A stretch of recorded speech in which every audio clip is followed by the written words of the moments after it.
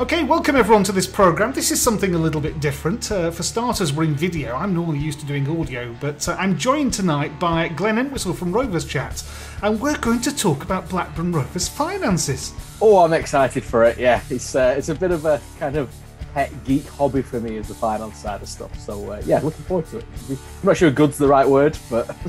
Well, this may come across as a sort of like Price of Football tribute act, I guess.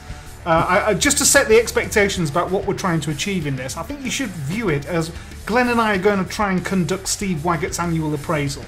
We're getting to the end of the year now, and it's that time of year where folks get dragged in, well, used to get dragged into offices and have one-to-ones with your manager. Now, of course, it's all over Zoom, in the vast majority of instances.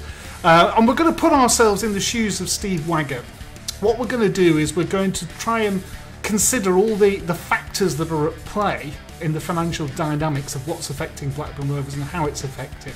What we're hoping to get across to you in the course of our conversation is review what has actually happened and try and explain why it's happened, and arrive at some conclusions as to why Steve Waggett has done some of the things that he's done, and perhaps explore some of the things that he could have done differently, but also have a look at the ramifications of what his decisions have meant for the club. It's probably worth saying as well, Steve Waggett was appointed at the end of 2017, so we're going to focus largely on the numbers from 2018 onwards, albeit the history of the club obviously impacts on the situation that he inherited when he picked up the role. But having said that, he's had almost 4 years now to stamp his authority on the club, so I think we can do him a 4-year appraisal if nothing else.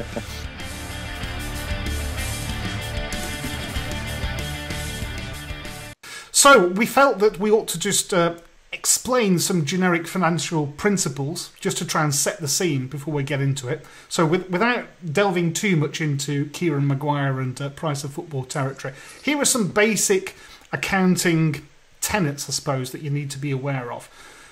Any business, no matter what industry it's in, can only ever get money from one of three sources. It can get it from its owners, usually in the form of share capital. It can borrow, potentially from the owners, potentially from banks and other financial services institutions, or thirdly, it can trade profitably and generate income. So no matter what business you're in, no matter what sector you're in, that's how your business is funded effectively. Share capital from the owners, loans either from the owners or banks, or you trade profitably. So bear that in mind as we go through this conversation. There are also two sides to the equation in any business. There's the income side of things and the expenditure side of things. And what hopefully we'll do over the next few minutes, however long it takes us to get through it, is we'll look at what Rovers have been doing on the income generation side, and we'll consider and challenge maybe what else they could have done. And we'll also look on the expenditure side and see where cost control is being brought into play. And we'll try and balance up how Rovers have been doing against each of those two key metrics. So hopefully that doesn't scare you off too much, but we'll try and tell the story, I suppose. And I think I'll caveat my role in this with I have no financial kind of expertise or backing whatsoever in terms of sort of this field. My knowledge of finance kind of starts and stops at probably GCSE maths and statistics. Like I said, this is a bit of a geekish hobby of mine, but I said that the Professor Kieran Maguire, anybody who hasn't listened to his Price of Football podcast, definitely give it a shout. But it is once you look into the accounts, you can see the kind of between clubs, how you can compare different clubs, how they've done things like that. And I'll profess I'm self-taught, so I may learn something from you today as we go through this podcast. But I'll try and interject with Rovers accounts from the last few years, and also comparisons with other clubs we might strive into either be more like or be less like. Here's a hint. Yes. We want to be less like Derby. Less Derby County and more. Yes. We have another role model club, which we're going to come into. So yes, Glenn has also done some excellent charts for us as well. So we'll bring those up as we're talking through them to try and explain some of the context. So that's finance generically. We're going to look at how the club is funded. We're going to look at income and expenditure. It's probably worth mentioning some specific Rovers context as well before we delve into the numbers. The main trading entity in the Rovers group in the UK is the club. So when we're talking about profit and loss, when we're talking about income and expenditure, we're going to be talking about the club's profit and loss, albeit it's owned by Venky's London Limited. And of course, there's a new subsidiary that's been formed recently, specifically to own the STC, and we will touch on that later on, I'm pretty sure. What we also need to factor then is that there's a lot of intercompany money between the parent and the subsidiary, the club.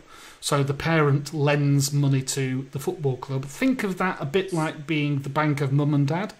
So in this instance, Blackburn Rovers is the needy teenage child that needs constant money and attention lavishing on it, and Venky's are the parent that sign the cheques ultimately and pay the bills. Because of that, we're not going to get too into the debt situation. This is more about trying to understand the trading situation. So what could we do to increase our expenditure? What have Rovers actually done? And what can we do to control our costs? And again, we're looking at what Rovers have actually done.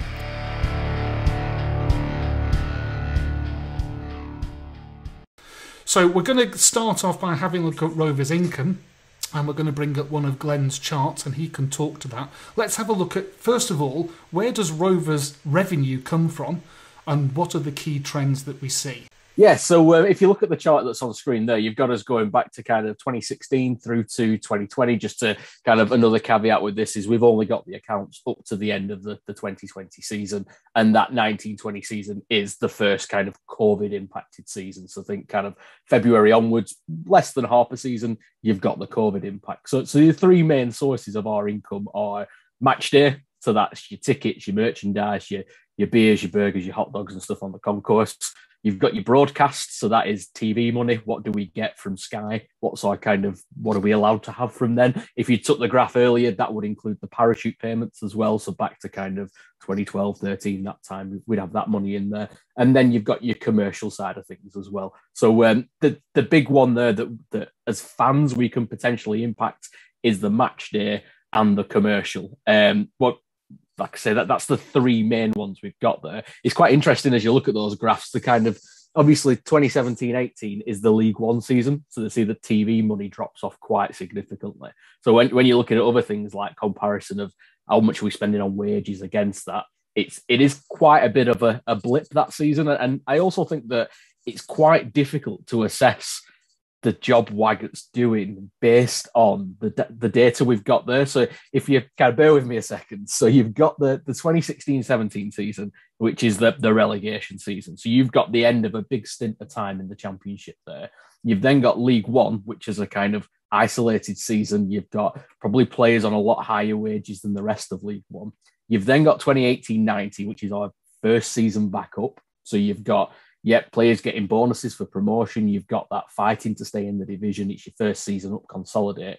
And then you've got the COVID 2019. Yeah, well, actually 2019-20. Yeah, that ties in well. So saying he came in kind of 2017, it's difficult to say how good a job is he doing because you've never got a normal season, so to speak. And I don't think we will have for another few years now because of COVID. So yeah, just to kind of caveat how his appraisal goes with those facts. So he has always got that, hold on, we were in League One, or hold on, that was our first season up. So he has got a little bit of defence there, really. But yeah, the three main sources are match day, broadcast, commercial. And the match day one, you can see for 2019-20 is at 2.6 million. But again, take February to May, you've no walk-ups, you've no people coming to the ground on the match day because of COVID. And I think that probably skews it a little bit in terms of the 3.7 million from the year before, and obviously 2.8 for the League One season was a reduction in attendances, but season tickets feeds into that, and I think that's we'll probably come back to season tickets, I think, in terms of match day pricing and season ticket pricing, but that's a bit of a snapshot really of the income sources. What isn't captured in there is player sales, player additions, where we end up on that. That's great. Thanks, Glenn. Yeah, we will come on to player trading. So let's just summarise what this graph is telling us. I think your point is absolutely right. It's very difficult to have year-on-year comparisons of apples and apples. So we were in one division, then we dropped down a division, and clearly you can see there's a massive impact on TV revenue, and that is the single most significant contributor to Rovers' income. So if you're not on telly, That's a massive impact. And as we said, we came back up, and that was terrific, and everything bounced back. So the trends are now recovering. The trend lines look good. And then lo and behold, we probably lose somewhere between 20 and 25% of our revenue at the end of the 2020 season. Of course, the 2021 accounts are going to be probably a bloodbath. And I think you're absolutely right to say it's possibly not going to be until 2023, certainly at least, if not 2024. Before we see some standard stuff. So that's where Rovers' money comes from.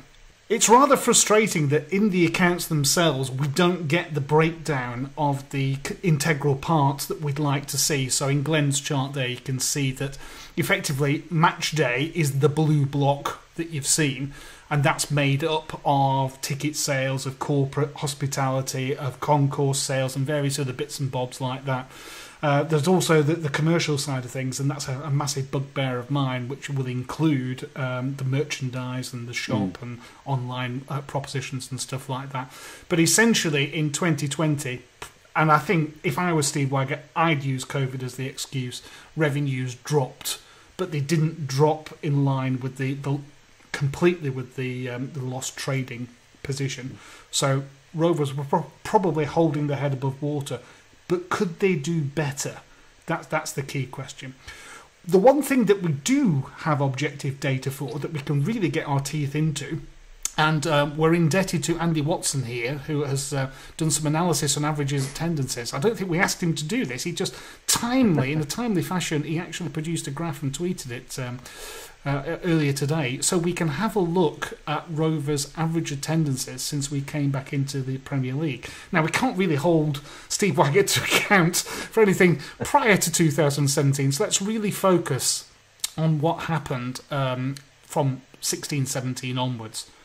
I think if you look at the chart there, you've got the sort of 21, 22, and you've got your average tickets there, and it's quite comparable with the 1920 season. So if you think about average attendances in terms of before COVID, it isn't a million miles off. We are quite similar. There is a massive drop off there, though, in terms of the not massive, but 18-19, we got 14,500 people there. And then you look at 21-22, we've got just over 11,000. So we've lost 3,500 people on a weekly basis there. And I think for Rovers, that's got to be a big issue in terms of, you've seen the graph with regards to income. The one we can have a big impact on it is match day and ticket sales. And to me, those numbers kind of say, are we doing enough to get people back at the club?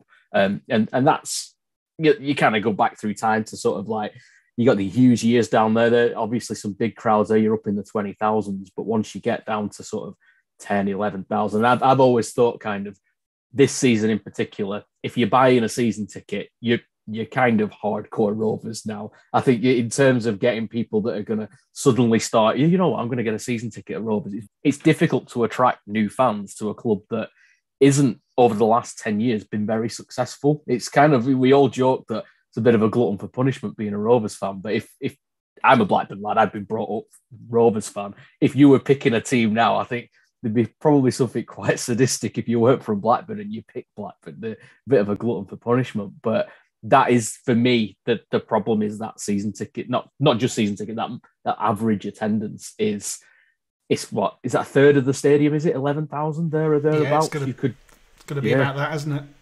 it? That's a worry, and that's, like you say, you can see it reduce. And I think COVID does have an impact on that this year. I think we had a year and a half of, well, I don't go to the Rovers on a Saturday. I stay at home and I maybe watch it on iFollow, and I'll do all this other stuff. I might be, and I think I say we'll come on to it after in terms of pricing structures, but the club probably didn't do enough to skew people towards the I can't wait to get back. It's almost that actually I might maybe rather do something else on a Saturday because I've got used to it with COVID. I enjoy not spending the 400 quid on a season ticket and the amount on the beers and the pies and the programs and things. So, yeah, I think that's the key point that you made there. So COVID has changed the world. It's certainly changed people's perceptions about what are safe places to be. I think football being outdoors is probably safer than many.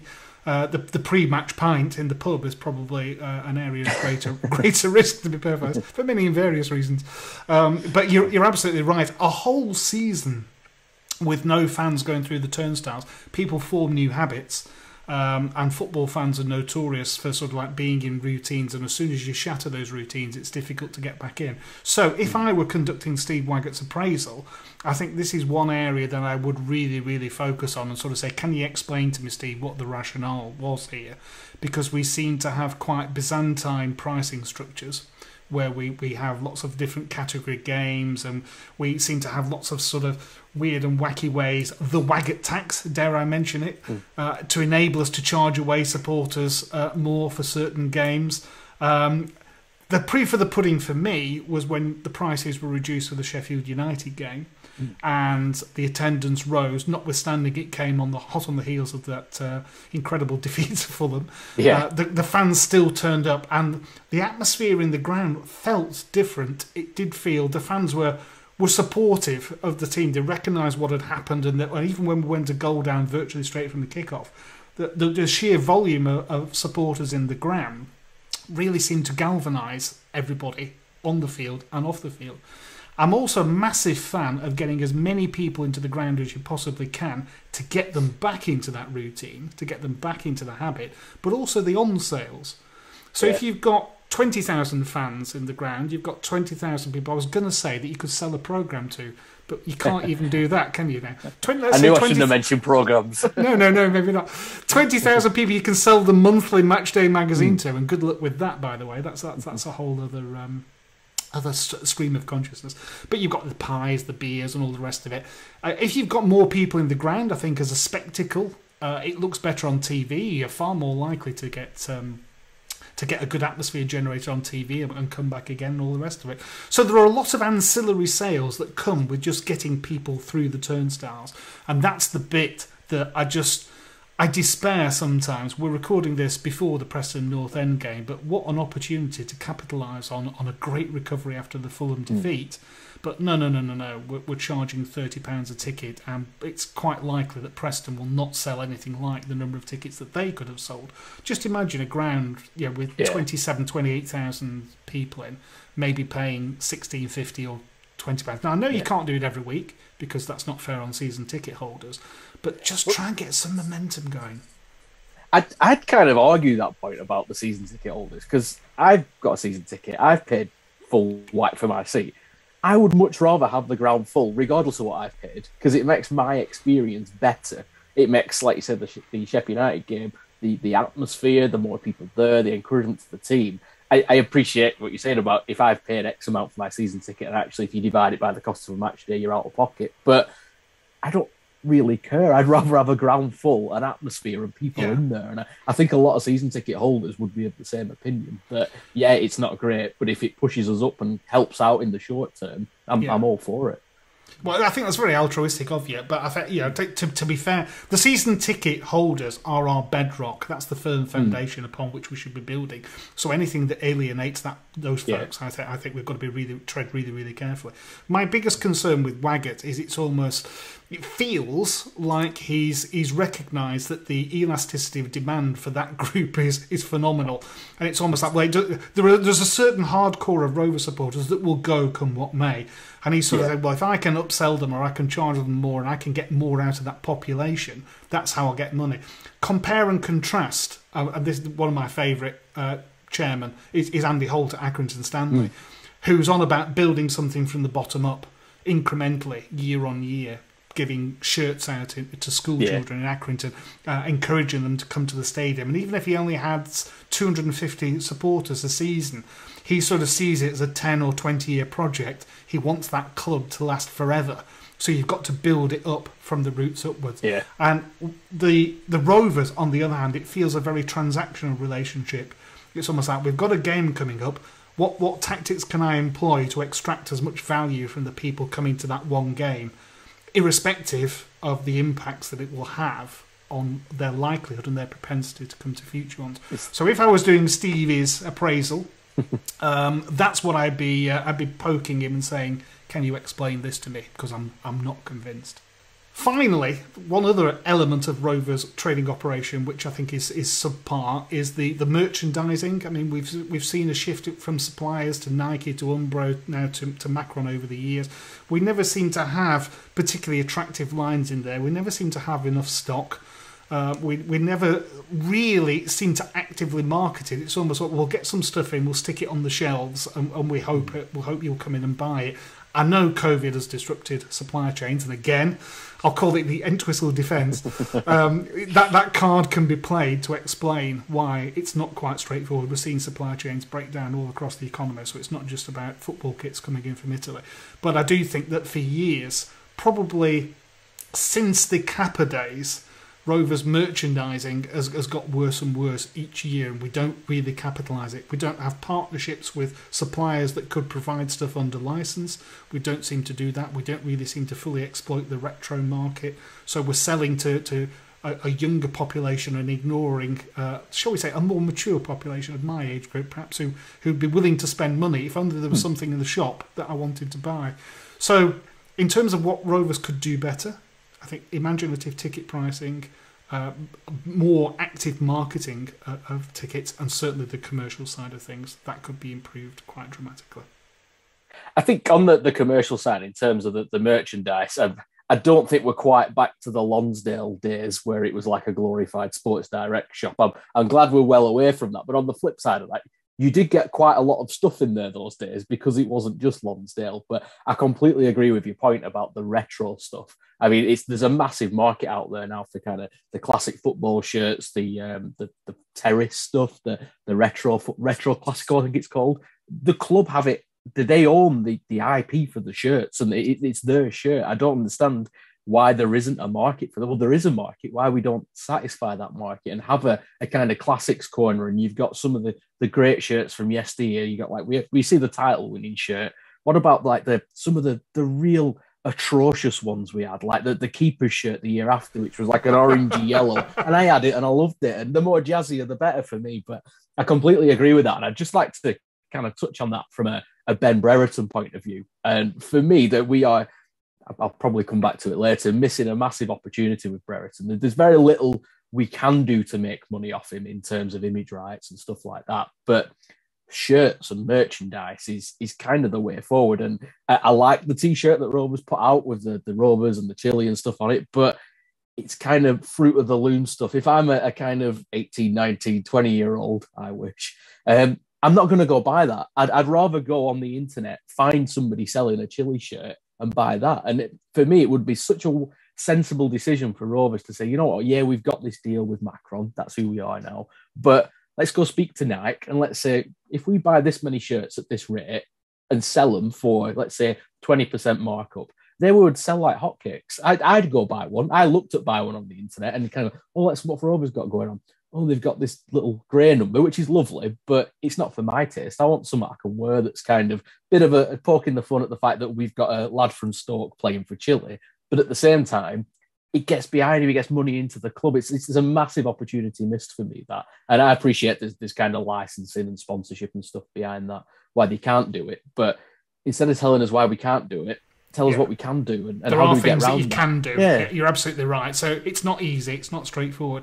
And I know of at least 3 companies I've spoken or had correspondence with at least 3 companies who would have been willing to do licensing deals with Rovers, but they found the door shut. So I think it is something to look at. Right.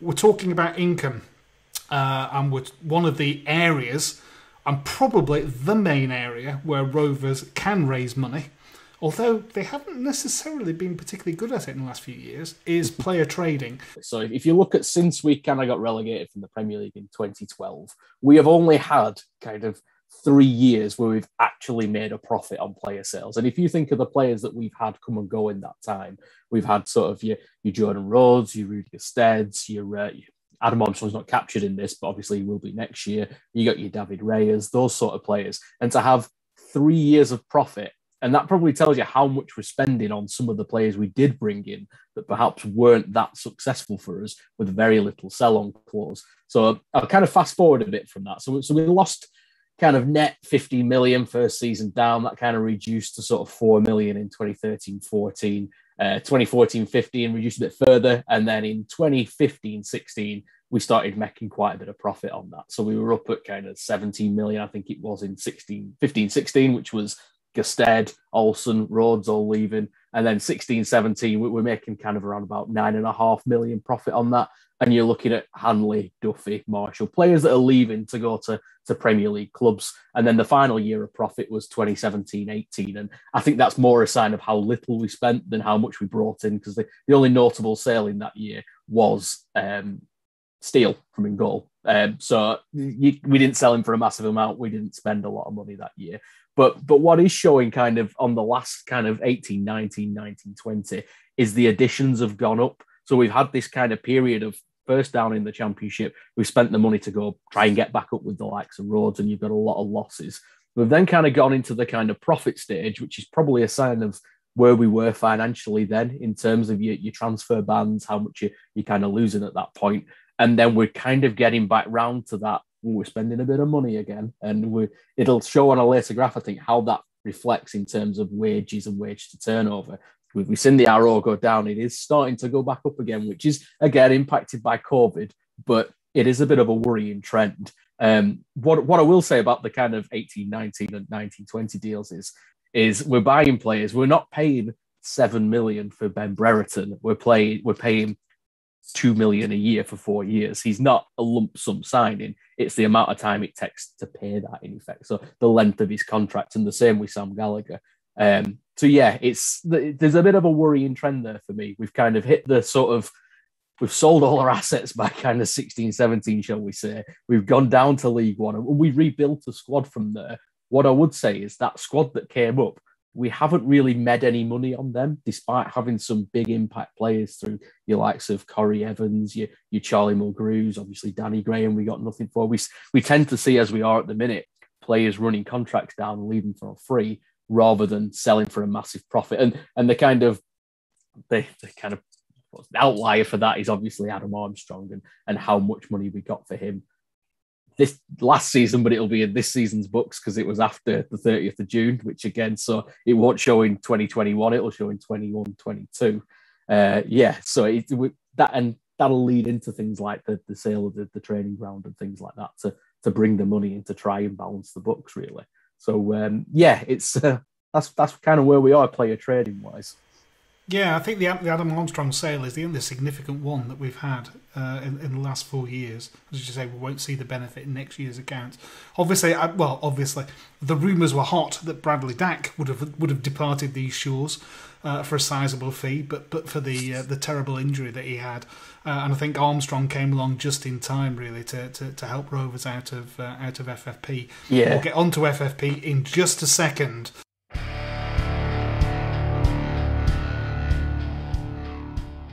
There is one 3-letter acronym that we cannot have a conversation about finance in football without touching on, and that's FFP. Or call it profit and sustainability, whatever you will, but we'll call it FFP because that seems to be the acknowledged shorthand. So we've talked about COVID and the impact that that's had on income, and FFP is predicated on the relativities of your costs to the income that you're generating. So the more income that you generate, the more profit that you make, the more you can spend in the transfer market in its simplest terms. We've already established that Rovers are heavily reliant on gate income. So when you have a year where there are no gates, where in reality the only matchday revenue that Rovers can generate is through sales of iFollow, then that's going to have a massive impact. And I don't think it's any surprise, therefore, that Rovers looked, first of all, to sell the STC for housing developments. And now, just before the cut-off of the rules changing, Venky's bought the STC through a separate company. Now, the net impact that has for Rovers, it means that all that money that has been generated from the sale of the STC is considered to be income. So on those graphs that Glenn was talking about earlier, that's income that's allowable for FFP. So it reduces some of the pressures. You've almost got to think about the STC as being selling a player. It's brought in a lump sum straight away, which impacts FFP. I don't think there's any doubt whatsoever that Rovers are sailing pretty close to the wind on FFP. I think you can just look at the numbers from the accounts and extrapolate what will happen with no turnover in the 2020-21 season, and see that Rovers were very, very close to the wind.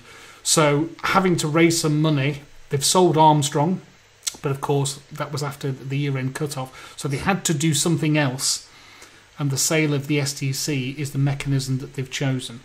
For me, it's still within the Venky's group. So if you remember at the start of this, we talked about assets being held in the group. It's not been sold to a housing developer. Well, not yet, anyhow. I am nervous and I am somewhat sceptical, but at least it's still owned by Venky's, and at least it's only the STC. It's not the sale of the stadium. So we're not into Sheffield Wednesday, Derby County territory just yet. But FFP has a massive impact on what Rovers can do. We have wealthy owners, but they can't necessarily spend. And who knows, if Newcastle United get relegated, what we might see is the world's wealthiest club not able to spend any of that money next season. So that's something to look forward to. Glenn, any observations on FFP from your perspective? Just to echo what you've said, really, in terms of selling the training ground is the equivalent of selling a player. So you've got to kind of fill that hole somewhere.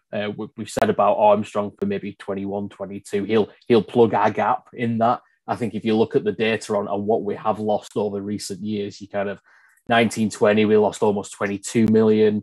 18-19 was 18.2. 17-18, 16.8. So since we got kind of relegated to League One and came back up, we're quite hefty losses. In the couple of years before that, we were sort of at the 1.5 million, 3.8 million. Then it shot up with the League One year, as it will with wages and whatnot, and it's kind of stayed up there for a couple of years.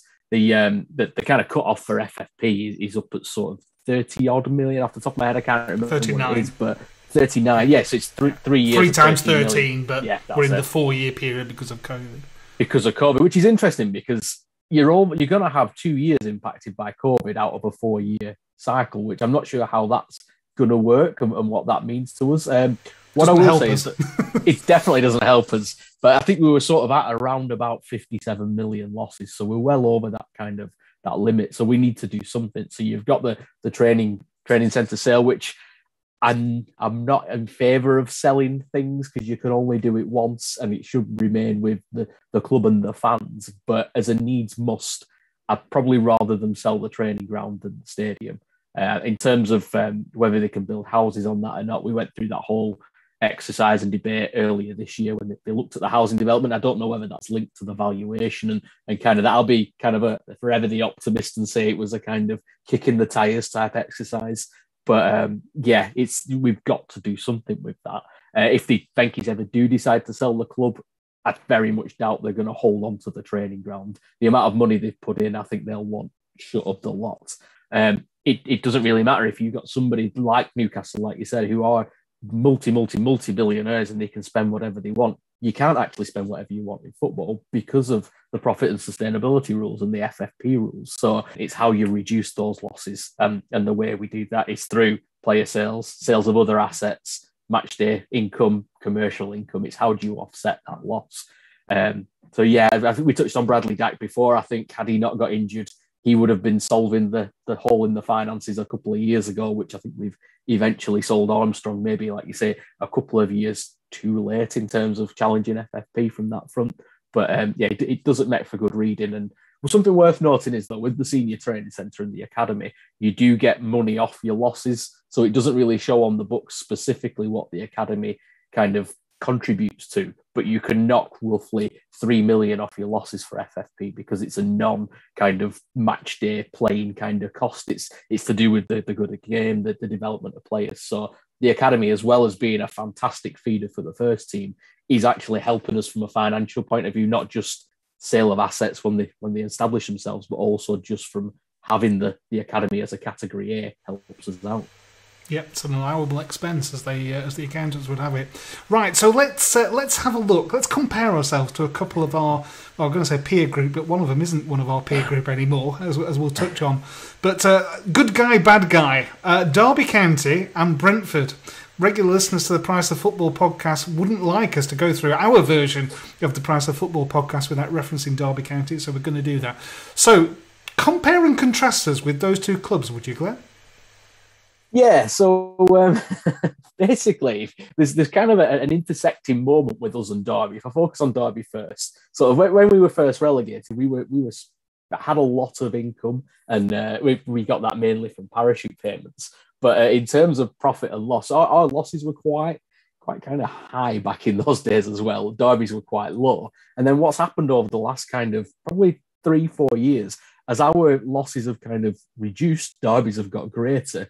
And you can see the position that they're in now in terms of the losses. In terms of income, ours is much smaller as well. So we've got kind of 14.9 million, 16, 17, 9 million for the League One season, then back up to 16.7. But Derby's are kind of twice as much as that, kind of before COVID, before our relegation. So they've got a lot more money coming in, but they're also spending a lot more. I think they've spent ridiculous money on transfers, on wages.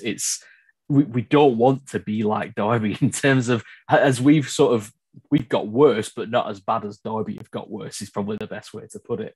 And I think the other group we've got on there is Brentford. So Brentford are an interesting club in terms of financial. They obviously be in and around the playoffs. So what I've tried to do here is look at two teams that are perennial kind of playoff botherers, shall we say, and that's ultimately where we want to get to. So how far away are we off them? So Derby, from that the graph you've got there in terms of income, we're miles off Derby there. They're kind of outspending us by twice as much, but I would imagine their incomes that you see on the graph, that's twice as much as well. So that's where that is. Brentford are more comparable to us. So as a club, I think we should be looking at what do Brentford do to get to work, to get to the Premier League. What have they done? They've moved stadium, which isn't captured in this, but they've been able to spend the money, move stadium, and still be relatively sustainable. It's we should be focusing on Brentford as a kind of something we want to be like. I don't think they've ever had losses of more than kind of 14 million. So our biggest loss back in the day was sort of 35, and then we're kind of down there now at sort of 20 million. So that's where we want to be. We want to be more like Brentford and look at them. And I know their model's different to ours, so they don't have an academy. They pick up the players that are let go by other clubs. They don't have a kind of they have a B team that plays friendlies, and that's how they develop their squad. I don't want us to go down that route. I love the fact we have the academy, but in terms of how they get money in, how they become more sustainable, I think that's what we should be looking at. I think they announced this week they were not having a new kit next season because it's not fair on the fans to be shelling out twice. And those are the kind of tough conversations. As we said earlier, we should do more with the merchandise. But then at the same time, I do kind of remember the years of, well, you only have a new kit every 2 years.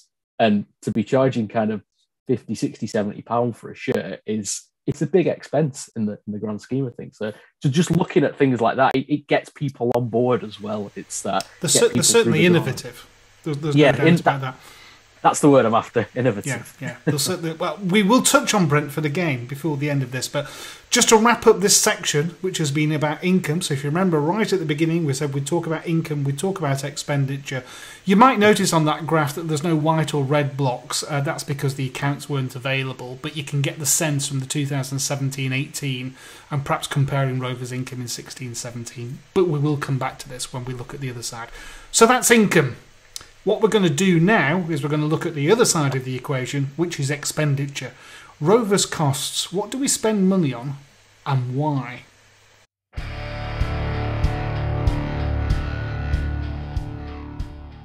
So the graph we've got on screen there is the wages and other costs. Again, back to 2016-17. So you can see the big chunk of our costs are the wages there. So you've got kind of 22 million. So the season we got relegated, we were spending 22 million pound on wages. To put that in context, the season back up, we were on 22.4. And then 19-20, before the first COVID season, was 25.6. So there's a pretty hefty chunk there if you remember back to the income slide as well. And the other costs are the other things the club are spending money on. So that's things like maintenance, day-to-day activities, things that aren't captured by a salary in effect. So that's kind of upgrades to stadiums, training centres, all that kind of thing. For me, it's quite an important one, this, with the maintenance, just in terms of things like the pitch. So there's a lot of talk last season about the quality of the pitch in the second half of the season, and that's not captured in here, obviously, because that's 2021. And there's talk about spending £1 million on the pitch and whatnot, but things like repairing your pitch don't count towards FFP and profit and sustainability. So that again, there's a way to be a bit more kind of creative there. For me, last season, the pitch was a massive part in the way we played. We played keep the football, pass it around. If you've got a pitch that's like playing on the beach somewhere and it's not level, it's going to be difficult to play that style of football. So for the price of £1 million, I think it was it Swansea that completely relayed their pitch halfway through the season? It's a small price to pay if it gets you another 3, 4, 5 wins or whatnot. It's as good as another player. I know that's quite subjective in terms of our playing style and whatnot, but just to kind of put it in context, there are costs that's your wages is the big chunk, and then your other costs are kind of maintenance.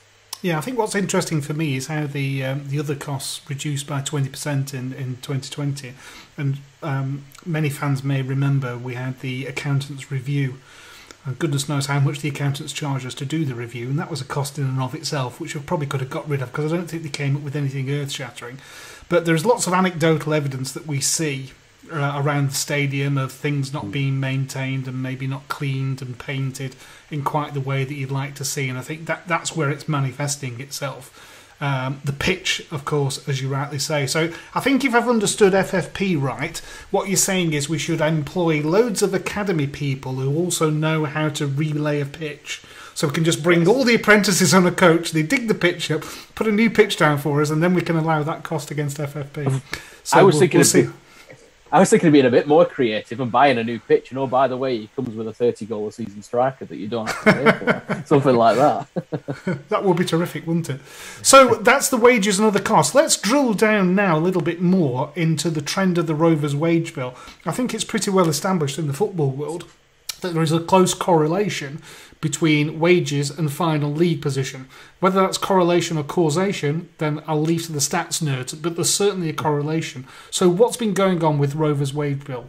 So the first graph we've got on there is your average weekly wage. So that is we're actually lucky enough that the accounts have the amount spent on wages in there, and then obviously you can divide that by the year and whatnot, and then your percentage income. So this is the most important statistic in the accounts for me, is this wages of a percentage of income. At the minute for 2019-20, we were at 189%. So that means for every pound of money Rovers make, we spend £1.89 on wages. That's not sustainable. To be sustainable, you want to be at worst at 100%, but that leaves no room for transfers, for error, anything like that. And that's a concern. I think for the last season, so 2021, we'll be over the 200% mark, which is, I think recently Reading have been in that position, and look where they are now. They're getting points deductions and whatnot. So on that graph, we don't want the arrow going up. We want it coming down, and we also want the bars to come down. But then running into the next kind of graph we've got there is the wages is intrinsically linked to the league position. If you look at the wider kind of league, the teams that spend the more money on wages tend to be the teams performing towards the top of the league. There's a lot of clubs have kind of spent money on transfers and wages and have kind of rolled the dice in terms of getting promoted, avoiding the FFP impact. So if you think along the likes of Aston Villa a couple of years ago, or even back to Bournemouth, they were spending well in excess of their means, but it was the gamble of it's worth it if we get promoted because there's the big pot of cash there to kind of reward ourselves with. Our chance to do that was kind of our first couple of seasons down. We spent the money. We spent it on Jordan Rhodes, which was very wise. We also spent it on Dixon Atuhu, Danny Murphy, Leon Best, maybe not so wise, and a whole Portuguese contingent. So my biggest kind of irk of this period is that was our opportunity. And for me, I don't want to bring Steve Keane into this, but changing him at relegation point and getting somebody established in, we wouldn't be where we are now. And we're still paying the price for that in terms of FFP and wages and losses. And it's kind of, you kind of start tumbling, and trying to resurrect that is quite difficult given the kind of what we are as a small town team. So I don't know about you, Glenn, but I'm getting a bit dispirited here because it seems unless you spend loads of money, you can't finish high up the league table. I don't suppose by any chance you've got an example of a club that didn't necessarily spend loads of money and finish high in the league table, have you? I've got one, maybe two actually. So the first one that springs to mind, which I'm not going to go into detail on, is Sheffield United. So I've not picked them out because they were kind of a flash in the pan in the Championship. They had, I think, 2 or 3 seasons and they were straight up, and they're now back with us. But the one for me is is kind of Brentford, as we talked about them before. They haven't spent an extraordinary amount of money or anything, but they've still achieved the goal of getting to the Premier League. And I think that, again, is kind of what we need to be looking at. They've run it in a sustainable way. They've kind of not had the sort of losses that other clubs have. They've not spent it on the wages and things like that. They've kind of run it in a sensible way. 2017-18, they were spending kind of 19 million on wages. They finished 9th. The following year, we spent 15 million on wages. 30 million on wages and finished 15th. We're finishing kind of 6 places behind them, but spending a lot more money than them. And then 1920, Brentford finished 3rd. We finished 11th and spent 20 odd million on wages. There is a way to do this. It's just how you do it sensibly. And I think that kind of brings me on to what we've done in the past and maybe how we are changing a little bit. So in the past, we there was a time when we were almost a club for hire for loan players, free signings. If there was anybody on a free, we'd be interested in them. You kind of look back to some of the players we had playing for you. You got your likes of Simeon Jackson, Luke Varney, the types that I don't think any of us would have gone and picked them up and said, oh, that's the guy that'll shoot us to the Premier League. But what we've moved towards now is a kind of more of a tight-knit squad, which I think a lot comes from that League One season where you've got players that aren't so much household names, but they have quality. We took a bit of a gamble on Dak and it's paid off. But you've also got the academy players. So when the academy players come through at first, they aren't on the big wages. And by big wages at Rovers, you're probably talking 15 grand a week, which is, I love 15 grand a week, but in the grand scheme of the Championship, that's below average and quite considerably below. You look at the side at the minute and we've got John Buckley, we've got Lewis Travis, we've got Ryan Niambi, we've got Darragh Lenihan. We've had many years of them at a cut price rate, really, that we need to take advantage of. And I think that probably comes to a head this season with the contract discussions. And that's potentially why we're in the position we are, that maybe we can't kind of give them the money that they want because it skews the model even more than it already is. Yeah, well, we'll touch on that shortly. I just want to major on Brentford, because for all those people who are sort of saying, well, what can you expect? You can't compete with clubs with parachute payments and all the rest of it. Brentford are the trump card that you put down on the table. And I think it's interesting to look at what are these, 2019 and 2020 figures. The key difference between Brentford and Rovers that's enabled them to trade is the profit on player sales. So Brentford brought in £27.2 million of profit in 2019 and then brought in £24.9 million of profit in 2020 and then finished higher on the table in 2021. So that is the model. It is all about extracting value from your players. What Rovers have done, and you've just touched on it, is we found some really, really good players, but we seem to be letting them run the contracts down, and we're not going to get anything like 50 odd million quid from player sales. But Brentford are the role models. This can be done. And look at Brentford's wages to turnover number, 186% compared to Rovers' 189%. So they are still sailing very close to the wind in that respect, but they're confident in their ability to bring through players and to extract value and to make the most of it in terms of a league position. And as we all know, they did in 2021. Our business model has to be that basically you trust your scouts to go out and find you those gems that you're going to find in the lower leagues. You like, see your Bradley Dacks, your Harry Pickerings, that kind of thing. And you supplement that with the academy players. So you're getting players that you're not paying a lot of money for, but Rovers can be seen as a club to develop them as maybe as a stepping stone. And there's no shame in being a stepping stone. It means you're going in the right direction. In terms of our long-term goals, you've kind of got to look at it from a view of, the stars have to align to an extent. But if you can get that right bunch for a year, have a little bit of luck, but actually push it. Maybe I don't want to put a jinx on anything, but have a good run, kind of get in that top 6 and then maintain it. As I say, you're not paying transfer fees and the wages are a little bit lower. And yes, you might have to sell your best asset at the end of the season, like Ollie Watkins, which is probably what that big number comes from in the Brentford accounts. That has to be our business model. And yeah, you might have a high wage bill, but once a year you sell a player and you offset that with what you're selling the player for.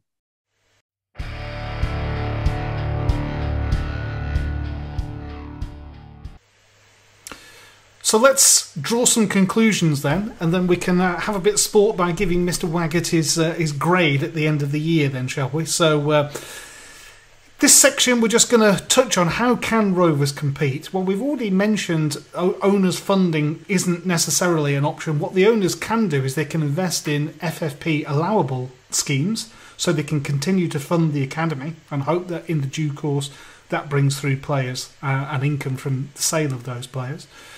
You can't just pump money in, though.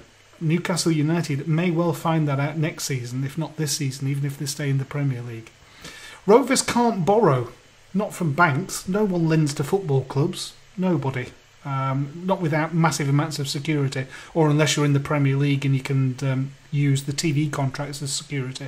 Spurs borrowed from the Bank of England during COVID, but they've had to repay that back.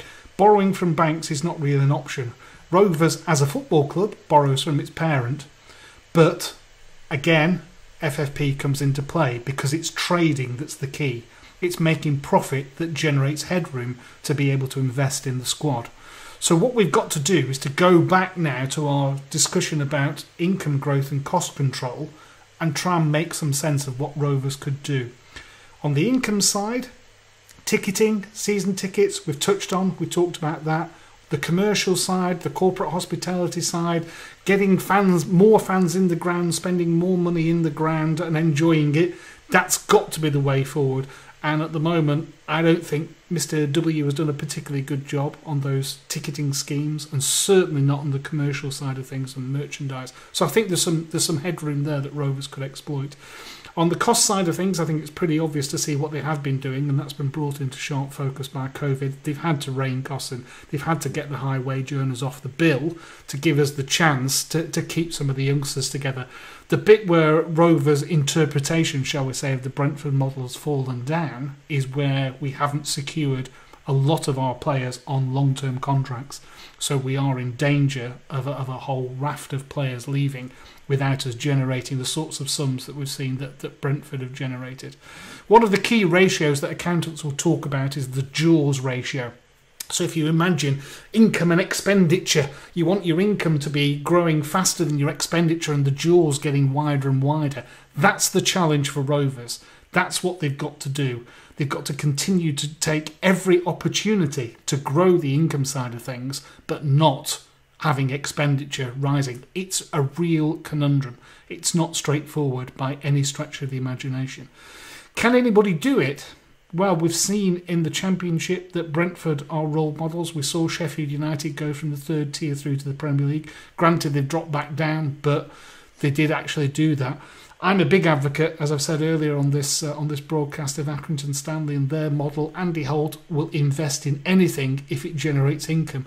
So if it's building a stand that he can then sell tickets for at a premium cost, if it's building a bar that generates income, he will invest that money in it. And he's not averse to spending money on the pitch either to improve the pitch. So that's interesting. There is another club dear to our hearts just down the M65 that's shown us what can be done, and it'd be interesting to see how their new owners fare, and that is of course Burnley. So they managed to get promotion. Managed to get promotion and drawing Coyle once as well. So it just does show that all things are indeed possible. I think we can take lessons from each of those clubs. I think there's elements of the way that they operate that gives us scope. So I have a grade in mind. If we're doing sort of like A, B, C, D, E, I have a grade in mind for Mr. Waggett. But Glenn, do you want to wrap up and share your grade, and then I'll nail my course on this?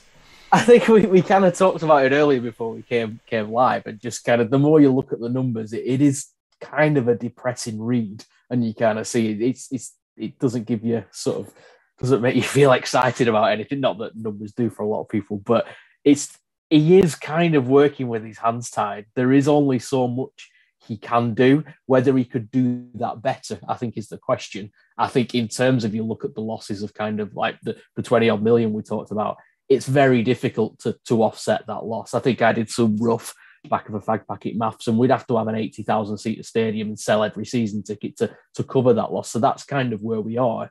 And there is the expectations of fans as well. So you can't just kind of turn the tap off and, you know what, we're not spending any money anymore because we can't.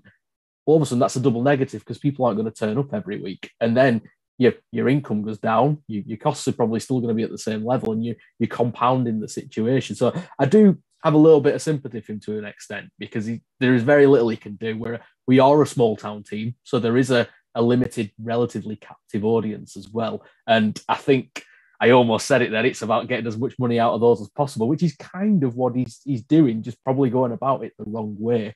For me, we need to do more to get the next generation of fans in, to get those people in once and back the next week, things like that. A lot of that is affected by what's on the pitch. And for me, there's no better time to start watching Rovers with the passion and commitment that those players are showing, and probably far out achieving where we should be, really. And we do need to kind of get on the back of that and push it and kind of get the marketing campaigns going. The social media, without meaning to sound like the Super League kind of prospectus, kids do like those 30-second clips of stuff. I love the Rover Store videos with Bradley Dack and Ben Brereton just taking the mick out of each other. But you click on that and it's, well, actually, I will have a look in the club shop and I will see what there is. That's a nice training top. There's not enough of it. There's just kind of, since I think it was Ryan that used to do the social media and he went on to bigger and better things. I think there was a bit of a kind of a lull after that.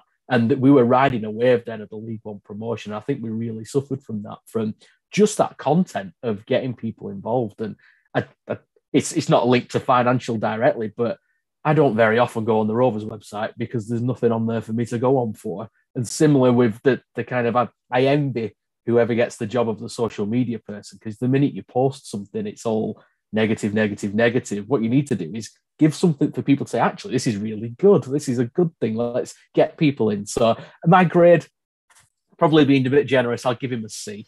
Kind of a C. Could do better, but could probably do a lot worse as well. Yeah, well, I think we've summed it up. I won't go over the ground again. I think there are opportunities to exploit income to a much greater extent that we don't take. I think we make it very confusing and very difficult for our fans to spend money, and that is unforgivable in the current climate. We should make it a lot easier. I don't think it's an easy job. I know I can appreciate the constraints, but I just don't think we've covered ourselves in glory. If I'm being uber generous, I'd say C-, but in my heart of hearts, I think it's a D. I think it's a failure. Go and revise, come back and sit the exam again, because I don't think we can afford to carry on in this vein. Glenn, it's been terrific talking to you. Thanks for doing the prep on the graphs. I've really enjoyed this conversation. Who knows? Maybe when the next year's accounts are published, we can do the same sort of thing again and see where we've got to. And maybe, who knows, we might even be in the playoffs by the time the next accounts are published. So fingers crossed for that. Thanks very much, my friend. I do appreciate it. Thank you very much. Cheers, Ian. Thanks for having me on. I enjoyed it. Thank you.